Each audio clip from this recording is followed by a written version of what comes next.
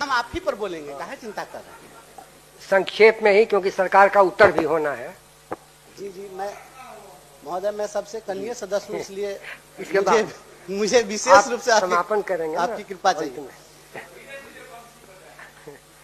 परम आदरणीय सभापति महोदय, सबसे पहले तो मैं महामहिम राज्यपाल के अभिभाषण पर आपने मुझे बोलने का मौका दिया, इसलिए इसके लिए मैं हृदय से आभार व्यक्त करता हूँ। इस संशोधन पर ही मैं बोल रहा हूँ, काहे परेशान हो रहे हैं?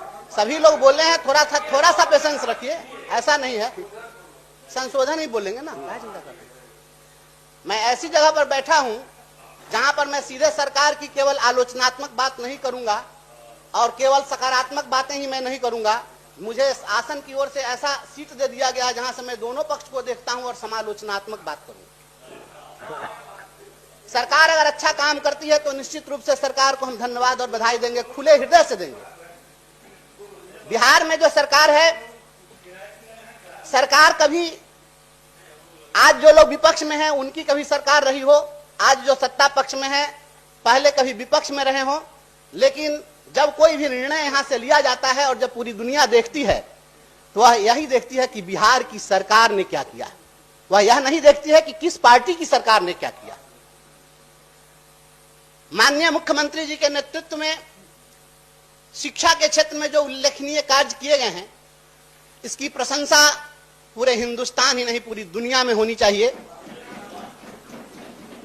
मात्र 2 साल की अवधि में 2,58,000 शिक्षकों की बहाली की गई। इसको कौन खारिज कर सकता है?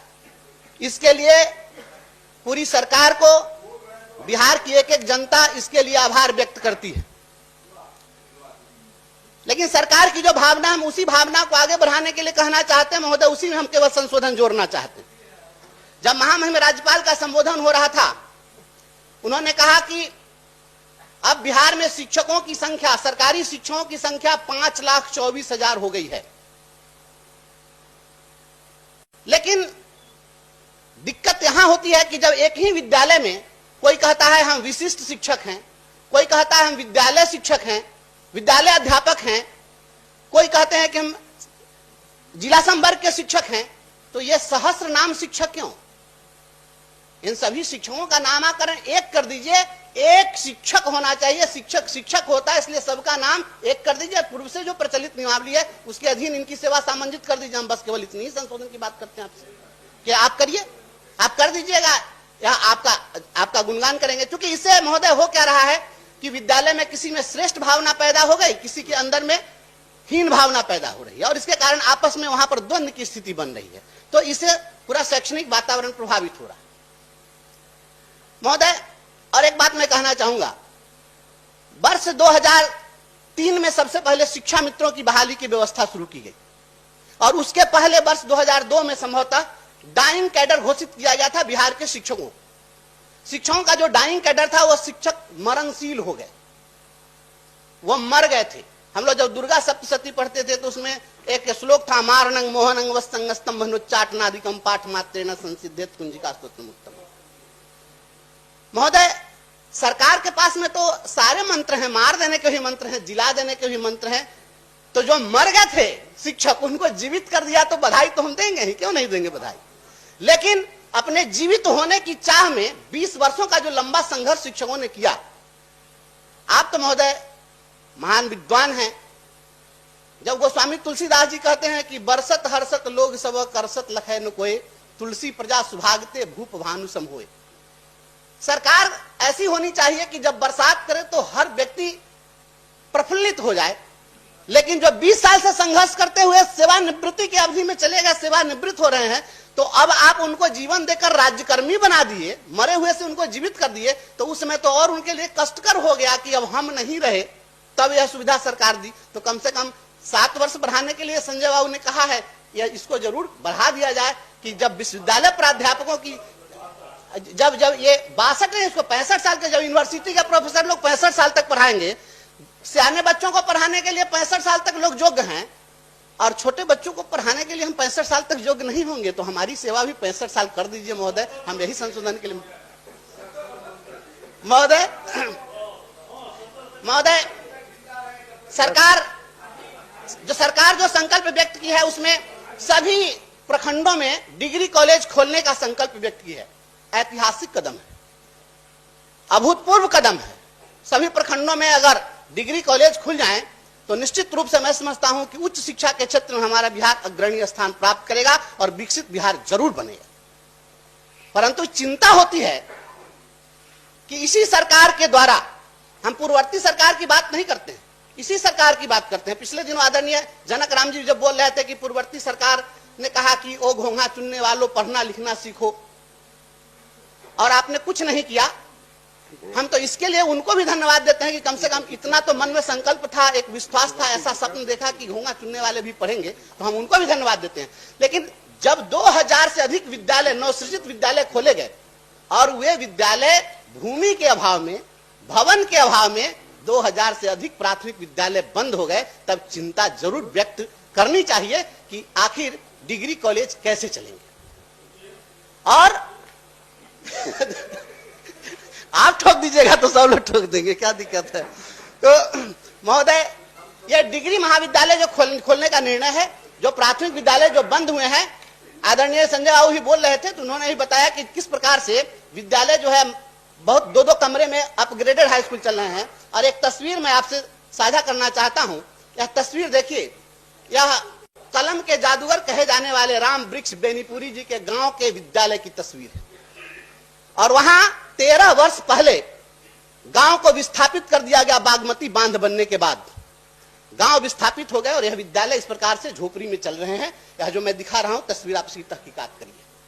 जब कलम के जादूगर के गांव की जब यह स्थिति है तो निश्चित रूप से चिंता जरूर होगी कि डिग्री महाविद्यालय का जो संकल्प है कितना पूरा हो सकेगा। और आपको जो विद्यालयों की बात हो रही थी उसमें सीतामढ़ी में उच्च माध्यमिक विद्यालय मेहसौल मध्य, मेहसौल पूर्वी और उच्च माध्यमिक विद्यालय मधुबनी अपग्रेड करके बनाए गए विद्यालय मात्र 1.5 से 2 कट्ठा में चल रहे हैं ये विद्यालय। आखिर इसमें कैसे आप भवन भी कहां से बना देंगे? बीएसआईडी क्या कर देगी? यह कैसे बन सकता है? ऐसे मैं महज कुछ उदाहरण मैंने कुछ आपको दिया है। आपको आपके बिहार विश्वविद्यालय की एक अंगीभूत इकाई है बख्शी कॉलेज। बख्शी कॉलेज का भी विस्थापन आज तक नहीं हुआ, जो वह नदी की पेटी में चला गया। आप बताइए कि इस तरीके से कैसे हम लोग शिक्षा के इस संकल्प को सरकार पूरा कर पाएगी? महोदय, जब शिक्षकों की बहाली हुई, इतने बड़े पैमाने पर लाखों शिक्षकों को आपने 5,24,000 सरकारी शिक्षक बना दिए, और बार बार इस सदन में यह प्रश्न उठता है कि वित्त रहित शिक्षकों का क्या होगा। जब आप इतने बड़े पैमाने पर आप काम किए हैं और 5 लाख से अधिक शिक्षकों को राज्यकर्मी बना दिया, तो यह क्या मुट्ठी भर वित्त रहित शिक्षकों को आप राज्यकर्मी नहीं बना सकते हैं? या किसकी बात जोड़ रहे हैं? सबका साथ सबका विश्वास के संकल्प के साथ काम करने वाली हमारी सरकार है। इस पर भी थोड़ी सी कृपा दृष्टि बरसा दें माननीय मुख्यमंत्री जी, और इनको भी राज्यसात करके इनको भी आप राज्यकर्मी घोषित कर दीजिए। बहुत बड़ी समस्या नहीं है।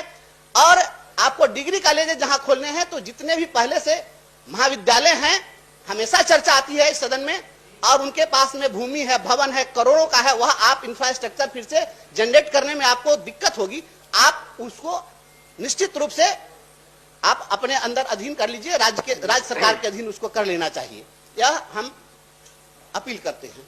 महोदय, सरकार अपनी उपलब्धियों को नहीं गिना पाती है, हम कुछ उपलब्धि जोड़ना चाहते हैं। आप सभी लोग बैठे हुए हैं, हम आपकी बात जो आप छोड़ते हैं वह बात हम आपको बताना चाहते हैं। जरूर मैं थपथपाइएगा। संजय भैया से आग्रह है, टिप्पणी कर रहे थे। बिहार के अंदर में एक ऐतिहासिक काम हुआ महोदय। हम इस बात के लिए हमेशा आवाज उठाते रहे कि इस राज्य के अंदर में और देश के अंदर बहुरंगी शिक्षा व्यवस्था चलती है। गरीबों के बच्चे कोई और किताब पढ़ते हैं, अमीरों के बच्चे कोई और किताब पढ़ते हैं, कॉर्पोरेट के बच्चे कोई और किताब पढ़ते हैं, ब्यूरोक्रेट के बच्चे कोई और किताब पढ़ते हैं, अरिस्टोक्रेट के बच्चे कोई और किताब पढ़ते हैं। लेकिन बिहार की सरकार ने, इसी सरकार ने, यह जो सत्र बीत रहा है, इसी सत्र में राज्य के सरकारी स्कूलों में एनसीईआरटी की किताब लागू करने का काम किया। सरकार इसके लिए अपनी उपलब्धि क्यों नहीं गिनाती है? क्या बहुत बड़ी उपलब्धि है, ऐतिहासिक उपलब्धि है। मैं क्यों नहीं थपथपाया संजय भैया? मैं तो थपथपाना चाहिए आपको। हम आपकी बात कर रहे हैं, आप इस बात को साधारण नहीं समझिए। आपका जो निर्णय था बड़ा ऐतिहासिक निर्णय था, क्योंकि नहीं ऐसा नहीं, चाहे जिस शिक्षा नीति की तो पहले क्यों नहीं कर रहे थे आप बोलिए। एनसीईआरटी की किताब जब लागू कर दी गई, अब गरीबों के बच्चे भी वही किताब पढ़ रहे हैं बिहार के अंदर में, जिस किताब को पढ़ने के लिए अमीरों के बच्चे सैनिक स्कूल में जाते हैं, केंद्रीय विद्यालय में जाते हैं। लेकिन हम यह अपील करते हैं आपसे, आप 6ठी से 8वीं तक तो इसको लागू कर दिए, इसको 12वीं तक लागू कर दीजिए, तो मैं समझता हूं सभी बच्चे लाभान्वित हो जाएंगे और बिहार शिक्षा के क्षेत्र में आगे बढ़ेगा। यह हम आपसे आग्रह करते हैं। चलिए, टाइम हो गया आपका। महोदय, थोड़ा सा और वक्त दे दिया जाए। नहीं, महोदय महोदय महोदय बस 2 मिनट और। ठीक है, 2 मिनट। महोदय, हमारे क्षेत्र में सरकार की उपलब्धि किनारे महोदय, महामहिम राज्यपाल के भाषण में जो उल्लेख होना चाहिए था, एक और बड़ा काम हुआ। सीतामढ़ी में मां जानकी मंदिर का शिलान्यास का कार्यक्रम हुआ, ऐतिहासिक अद्भुत। सीतामढ़ी में 882 करोड़ के लागत से मां जानकी मंदिर की स्थापना होनी है, शिला पूजन हुआ, हम उसमें गए थे। लेकिन वहां पर जब हमने यह देखा कि सीतामढ़ी की मेयर को उस कार्यक्रम स्थल पर नहीं जाने दिया गया, अब महिला होने के कारण या किसी अन्य कारण से नहीं जाने दिए, या उस पर हम नहीं जाएंगे, प्रशासन का काम था। लेकिन एक बात महोदय, आज का विषय नहीं। महोदय, मैं कहना चाहता हूं कि वहां के लोगों की भावना है कि माता सीता सबकी हैं, और मां सीता के उस पुण्य भूमि पर एक विश्वविद्यालय की स्थापना हो, मां जानकी विश्वविद्यालय की स्थापना हो जाए, ताकि वहां सभी लोग वहां पर केवल धार्मिक दृष्टिकोण से नहीं जाए, शैक्षणिक दृष्टिकोण से भी जाए और माता सीता के चरणों में अपना प्रणाम निवेदित करें। यह वहां की जन भावना है। तो एकदम करा दीजिएगा तो हम तो अपने आप को गौरवान्वित समझेंगे, इसके लिए पुण्यभागी होंगे, बरभागी होंगे। चलिए, ठीक है, बैठिए। महोदय 2 मिनट में समय मांगा था महोदय। अच्छा, ये बताइए, राज्यपाल का भाषण में कहीं आप मेट्रो ट्रेन की चर्चा किए? क्यों नहीं किए? मेट्रो ट्रेन देखने के लिए तो लोग कलकत्ता जाते थे, पहली बार आपने मेट्रो ट्रेन चला दिया बिहार की धरती पर। तो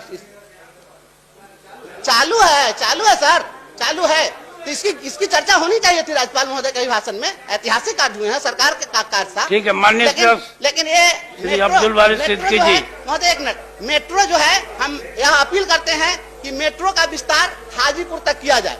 और महोदय एक महोदय 10 सेकंड और, मुजफ्फरपुर जो है वह बिहार की ऐतिहासिक, सांस्कृतिक, साहित्यिक वह नगरी है। यह राष्ट्रकवि रामाधारी सिंह दिनकर से आचार्य जानकीवल्लभ शास्त्री और कलम के जादूगर राम वृक्ष बेनीपुरी की धरती है। महोदय, लंबे अरसे से वहां मांग होती रही है कि मुजफ्फरपुर को बिहार की उप राजधानी घोषित किया जाए। जब संयुक्त बिहार था तो झारखंड उप राजधानी का दर्जा प्राप्त किया था। अभी समय की मांग है, जन भावना है, मुजफ्फरपुर को बिहार की उप राजधानी घोषित करते हुए वहां हाईकोर्ट की भी एक बेंच स्थापित की जाए। ठीक है, अब समय की मांग है कि आप बैठ जाएं। जब आसन का माननीय सदस्य श्री अब्दुल वारिस सिद्दीकी, करते हैं, मैं अपनी बात समाप्त। Thank you.